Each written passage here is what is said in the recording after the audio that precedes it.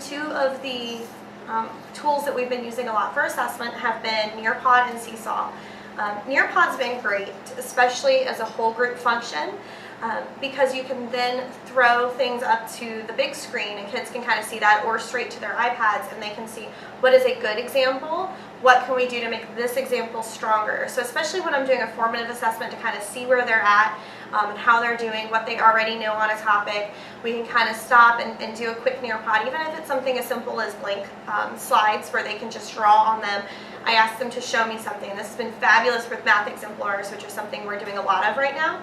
And so I'll throw one where everybody can see it, push it to all their iPads, or use the Apple TV to throw it on the big screen, and ask the kids, what can we do to make this example better, this answer better? What can we add to it to make it a little stronger? Or what is fabulous about this answer? I put it up and I say, is this a good one or a not so good one? One we can kind of strengthen.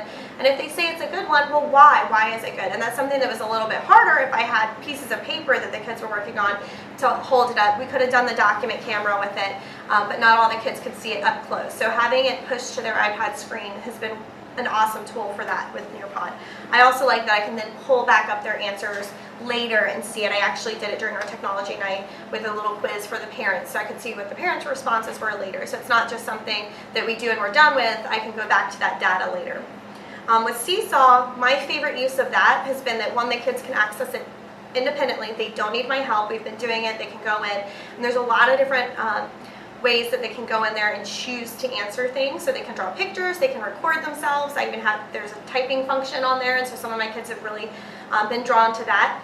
I like to use that during center time especially, because in the past, unless I had little pieces of paper in every center where the kids could write down their little answers and then they could put it in a little basket, and I had to flip through all these papers.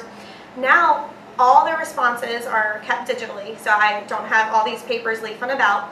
I can have parents look at it at the same time I still have the data, whereas in the past I'd have to photocopy that paper, keep a copy in their folder, and then send a copy home if I wanted to share things with the parents. I don't have to do that. Parents can real time see it on their news feed.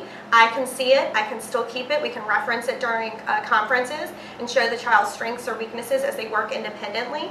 And I like that we can do things such as videos. So when I'm doing one of my most favorite assessments, counting to 100, the kids can count, and then I can kind of listen to it later. I don't have to do it right that second. I don't have to have my assistant sitting there listening to, all 50 kids count one day. We can record it, and then when we have the time when the kids are in a special, I can then use that time more efficiently. Instead of, if I'm caught up on my lesson plans, I can then listen to the kids count without disrupting anything. So I love the flexibility that Seesaw provides with something like that, where we can share, where I can look at resources later, and the kids can really document what they're doing independently in learning centers. So that's been one of our favorites.